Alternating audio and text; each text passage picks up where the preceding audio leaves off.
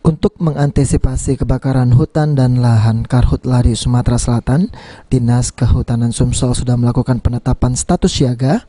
Hal ini disampaikan Kepala Dinas Kehutanan Provinsi Sumatera Selatan, Panji Cayanto.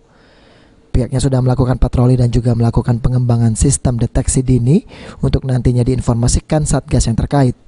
Dalam hal ini, Dinas Kehutanan Sumatera Selatan sudah melakukan koordinasi dengan pihak teknis pelaksanaan, di antaranya Badan Penanggulangan Bencana Daerah BPBD, Dinas Perkebunan, dan juga nantinya akan dibantu oleh petugas TNI.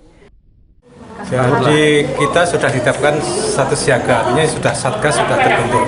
Satgas dipimpin Pak Danrem, kemudian Wakil Satgas, Kepala BPBD dan Dinas Kehutanan Perkebunan sebagai tim teknis ya.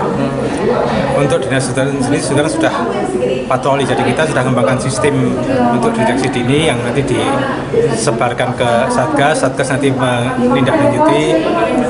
Ini sudah ada Rudal Karhutla, itu rumah pengendalian kebakaran ini, pusat sistem informasi kehutanan di Sumsel yang ada di Dinas. Nanti dilengkan ke posko Satgas yang ada di BPBD. Ade Sunandar, PAL TV.